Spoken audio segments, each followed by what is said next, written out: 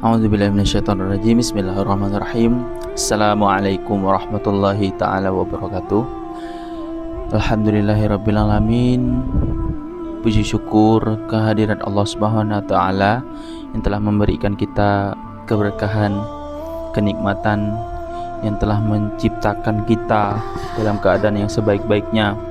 Allah ciptakan mata kita bisa melihat, dan sampai detik ini Allah masih berikan keberkahan itu. Allah masih berikan rahmatnya kepada kita, sehingga pada saat ini kita masih dapat melihat, meskipun yang kita lihat, segala sesuatu yang kita lihat sekarang terasa hampa karena masalah-masalah yang ada dalam kehidupan kita, baik itu masalah hutang, baik itu masalah keluarga. Dan Allah masih berikan kita telinga.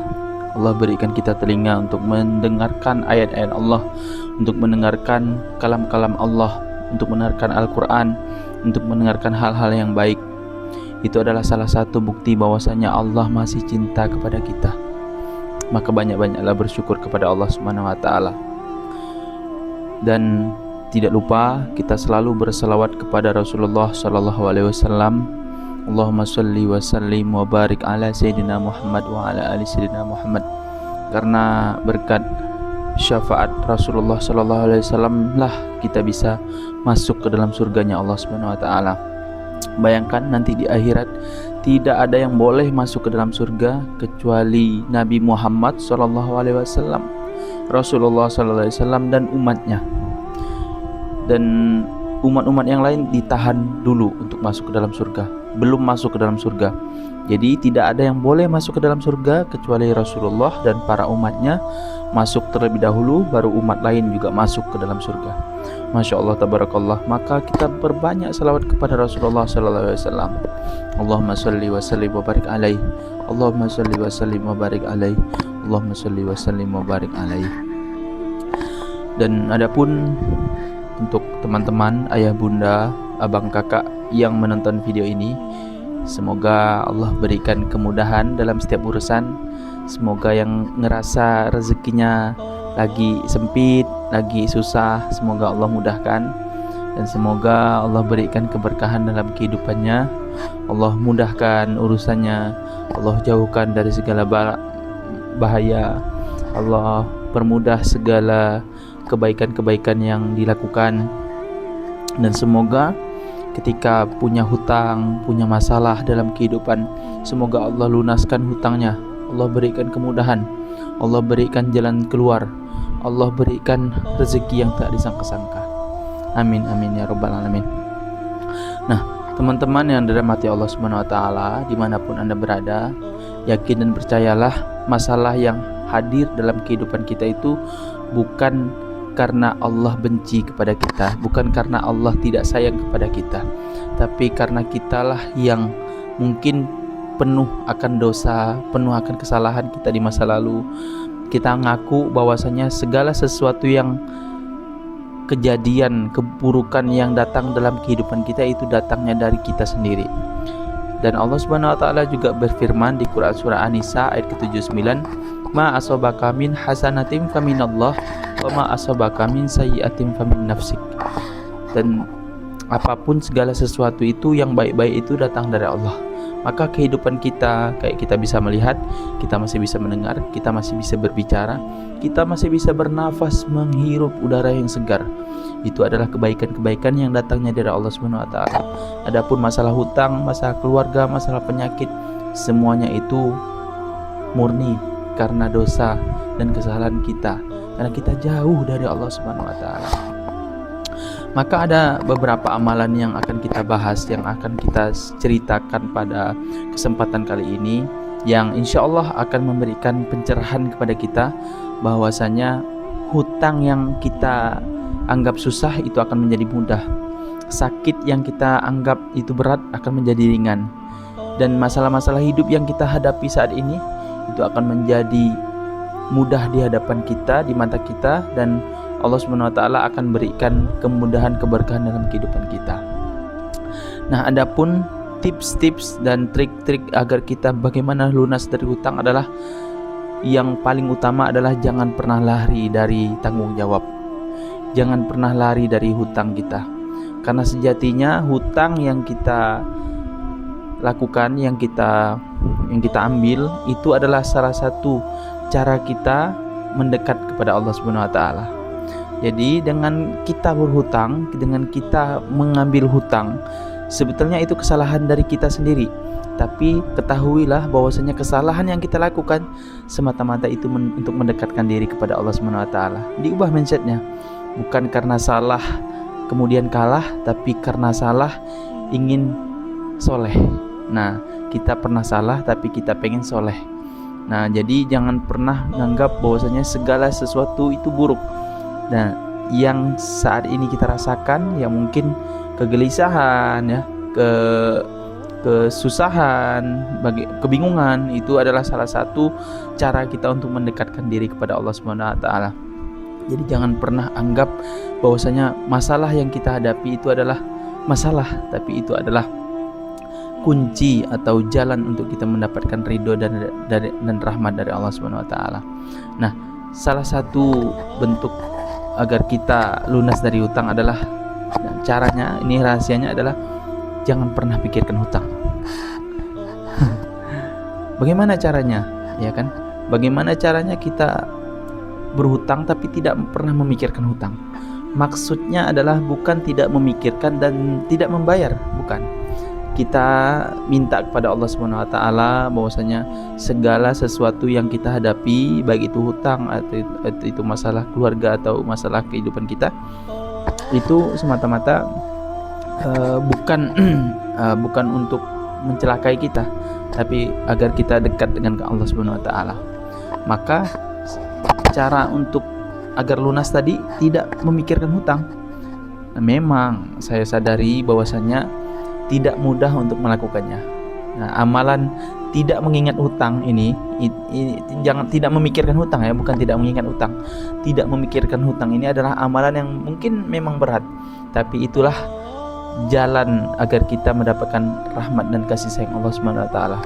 Coba sekali-sekali ya, kita cari tempat yang aman, nyaman untuk kita rileks, refleksi, bahwasanya cari tempat yang nyaman, ya mungkin ada suara air, ya mungkin ada suara-suara tenang burung gitu ya, mungkin di desa, di daerah persawahan gitu ya. Nah, coba duduk merenung sejenak bahwasanya segala sesuatu dalam kehidupan kita yang datang, baik itu masalah atau masalah hutang, itu murni kesalahan kita, dan kita afirmasi, kita perbaiki diri kita. Kita merenung lagi bahwasanya segala yang baik-baik itu akan Allah berikan kepada kehidupan kita, dan prasangka baik itu penting. Maka berdoalah dan mintalah kepada Allah Subhanahu wa taala, dan mendekatkan dirilah kepada Allah Subhanahu wa taala. Memang sesuatu yang tidak masuk akal, kan memang gak masuk akal ya, kita berhutang lalu kita jangan pikirkan hutang. Gimana ceritanya? Gak mungkin ya, nggak mungkin. Itu berat ya, berat. Tapi insya Allah akan mudah kita menjalaninya. Allah akan bukakan pintu-pintu keberkahan sehingga Allah lunaskan hutang-hutang kita. Allah berikan rezeki yang tidak arah yang tidak kita duga-duga. Nah, sesuatu yang tidak masuk akal, yang tidak masuk dengan logika, itu adalah sesuatu yang gaib. Dan Allah Subhanahu wa taala berfirman di Quran surah Al-Baqarah, alladzina yu'minuna bil ghaibi, yang beriman kepada yang gaib. Maka percayalah, segala sesuatu yang tidak masuk akal itu akan menyelesaikan yang tidak masuk akal juga. Seandainya hutang kita 10 juta itu kecil, seandainya hutang kita 100 juta itu kecil, bahkan seandainya hutang kita sampai miliaran juga itu kecil. Di hadapan Allah Subhanahu wa taala itu semuanya kecil. Jangan sampai kita karena kegelisahan kita tidak sempat merenungkan, kita tidak sempat untuk dekat kepada Allah Subhanahu wa taala, sehingga dari kegelisahan yang kita rasakan itu menjadi penyakit dalam kehidupan kita, sehingga menyebabkan kita untuk melunaskan hutang susah karena kita dalam kondisi sakit. Nah, mumpung dalam kondisi sehat seperti inilah kita masih bisa mendengar, kita masih bisa melihat, kita bisa merasakan hadirnya Allah Subhanahu wa taala, maka gunakanlah kesempatan itu yang sebaik-baiknya. Nah, kemudian solusi yang kedua adalah lakukan amalan ini, 3S. Nah, amalan 3S ini terbukti akan insya Allah terbukti akan melunaskan hutang-hutang Anda. Karena ini amalan dari guru saya, bahwasanya banyak sekali murid-muridnya yang menyelesaikan hutang dengan cara mengamalkan 3S ini. Nah, apa amalan 3S ini? Yang pertama, S yang pertama adalah sholawat. Nah, Allah Subhanahu wa taala berfirman di Al-Qur'an, "Innallaha wa malaikatahu yusholluna 'alan nabi, ya ayyuhalladzina amanu shollu 'alaihi wa sallimu taslima." Wahai orang-orang yang beriman, wahai orang-orang yang percaya bahwasanya akan kehadiran Allah, wahai orang-orang yang percaya dengan yang gaib, wahai orang-orang yang percaya bahwasanya hutangnya mudah untuk dilunaskan, ya ayyuhalladzina amanu shollu 'alaihi wa sallimu taslima. Bersalawatlah pada Rasulullah sallallahu alaihi wasallam. Allahumma shalli ala sayyidina Muhammad wa ala ali sayyidina Muhammad. Perbanyaklah salawat Jibril. Sallallahu ala Muhammad sallallahu alaihi wasallam, sallallahu ala Muhammad sallallahu alaihi wasallam. Perbanyaklah salawat kepada Allah Subhanahu wa taala. Maka Rasulullah sallallahu alaihi wasallam pernah berpesan dalam kalamnya, Rasulullah pernah mengatakan bahwasanya siapa yang bersalawat kepada aku 1 kali, maka aku akan berikan kebaikan atau bersalawat kepadanya 10 kali. Masya Allah, tabarakallah. Dan ketika kita bersalawat kepada Rasulullah sallallahu alaihi wasallam, maka percayalah itu adalah amalan di mana kita akan ditolong oleh Rasulullah sallallahu alaihi wasallam. Salah satu amalan yang mustahil ditolak oleh Allah Subhanahu wa taala adalah sholawat. Nah, sholawat itu adalah amalan yang tidak pernah ditolak Allah Subhanahu wa taala. Maka ketika kita banyak dosa, ketika kita jauh dari Allah Subhanahu wa taala, maka perdekatkan dirilah kita kepada Rasulullah sallallahu alaihi wasallam. Sebesar apapun masalah kita, segede apapun hutang kita, akan lunas dari Allah Subhanahu wa taala. Percaya dan yakinlah. Nah, kemudian S yang kedua adalah perbanyaklah sedekah. Nah, sedekah ini adalah amalan yang dimana memang tidak masuk akal ya. Nah, tapi sedekah yang dimaksud bukanlah hanya harta, karena sedekah itu beda dengan infak. Sedekah itu apapun yang kita bisa berikan, baik itu harta ataupun tenaga kita. Nah, mungkin yang kita jarang ke masjid, sering-seringlah ke masjid. Nah, bukan cuma ke masjid, tapi sering-seringlah nyapu masjid. Nah, padahal kita punya utang, tapi amalan kita nyapu masjid. Kemudian misalnya sedekah, apalagi sedekah mungkin kita bisa bantu-bantu orang-orang pinggiran ya, orang-orang pinggiran, kita sedekah air minum yang mungkin nilainya cuma 10.000, 5.000, kita sedekah. Kita niatkan, ya Allah, aku cuman ada 1 juta nih, ya Allah, uangku cuma sisa 1 juta, aku belikan air minum setiap hari, ya Allah, 10.000, berarti kan 1 bulan 300.000. Aku niatkan 300.000, setiap hari 10.000 aku sedekah kepada 1 orang untuk memberikan air minum ini, ya Allah. Karena sedekah yang terbaik kata Rasulullah adalah sedekah air. Sedekah air minum itu adalah sedekah yang terbaik kata Rasulullah SAW. Nah, itu adalah amalan yang kedua, yaitu sedekah. Jadi setelah kita bersalawat dan kita bersedekah, yang ketiga ini luar biasa. Perbanyaklah sholat sunnah. Nah, sholat sunnah seperti sholat duha, sholat tahajud, sholat witir, perbanyaklah. Karena sejatinya sholat sunnah akan memberikan kemudahan dalam setiap urusan. Nah, kewajiban yang kita lakukan, sholat wajib 5 waktu mungkin sudah kita jalankan, tapi ketika kita sholat sunnah itu akan mendapatkan rahmat dan kasih sayang dari Allah Subhanahu wa taala, mengundang kebaikan-kebaikan lainnya. Mungkin dengan sholat sunnah itu akan memberikan keberkahan dalam kehidupan kita, dan sehingga Allah turunkan rezeki yang tak disangka-sangka. Maka teman-teman yang dirahmati Allah Subhanahu wa taala, mulai dari sholawat, sedekah, dan sholat sunnah ya, yang paling penting adalah afirmasi kita, pikiran kita, jiwa raga kita yang tidak terlalu gelisah dengan hutang yang kita hadapi saat ini, dengan masalah hidup yang kita hadapi saat ini. Maka keberkahan yang turun dalam kehidupan kita itu murni karena kita ingin mendapatkan keberkahan tersebut. Allah tidak akan menurunkan keberkahan kepada seorang hamba kecuali dia sendirilah yang akan memintanya. Dan Allah Subhanahu wa taala, innallaha la yughayyiru ma biqaumin hatta yughayyiru ma bi anfusihim. Allah tidak akan mengubah nasib seseorang kecuali dialah mengubah nasib dirinya sendiri. Maka ketika kita punya hutang, kita punya masalah, yang bisa menyelesaikannya diri kita sendiri. Maka dengan ada video ini, dengan ada solusi dari jangan pikirkan hutang kita, ingat 3S ini: sholawat, kemudian yang kedua adalah sedekah. Sedekah, ingat ya, sedekah itu bukan cuma harta tapi tenaga juga. Misalnya kita jarang senyum, kita sering-sering senyum. Dan sedekah yang paling utama itu adalah kepada keluarga ya, kepada orang-orang yang terdekat seperti istri, anak, dan orang-orang yang terdekat kita. Dan ketiga adalah sholat sunnah. Maka perbanyaklah sholawat, sedekah, dan sholat sunnah. Insyaallah rezeki kita akan mengalir, akan deras. Jika kita sudah melakukan hal itu, maka satu yang paling penting adalah prasangka baik kita kepada Allah. Jangan pernah hilangkan prasangka baik kita kepada Allah.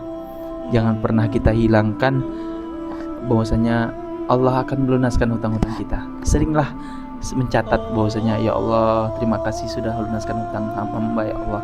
Seringlah mencatat kebaikan, dan sering juga lah mencatat, ya Allah, aku dulu pernah berdosa seperti, ya Allah, ampunkanlah dosa-dosa hamba, ya Allah. Ya Allah, ampunkanlah dosa-dosa hamba, ya Allah, karena hamba pernah berbuat dosa ini, ya Allah. Tuliskan. Dan kenapa dituliskan? Karena sejatinya yang kita tuliskan adalah doa-doa kita.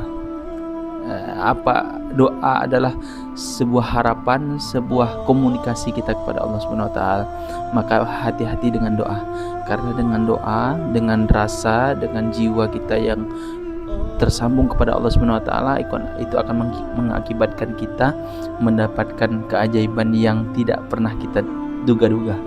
Insyaallah teman-teman yang menonton video ini akan melunas hutangnya, akan diberikan kemudahan segala urusan dan keberkahan dalam kehidupan. Amin amin ya rabbal alamin. Jangan lupa jika video ini bermanfaat, disebarluaskan kepada kerabat, keluarga, dan orang-orang yang terdekat. Mudah-mudahan kita bisa berjumpa kembali dalam kesempatan lain waktu. Dan untuk teman-teman yang suka dengan video ini, silahkan klik tombol subscribe terlebih dahulu, dan jangan lupa klik like dan komen. Yang paling penting adalah komen doa-doa yang terbaik di situ. Insyaallah saya akan baca, saya akan doakan juga teman-teman yang menonton video ini. Barakallahu fikum, berkah selalu. Wabillahi taufiq wal hidayah. Wassalamualaikum warahmatullahi taala wabarakatuh.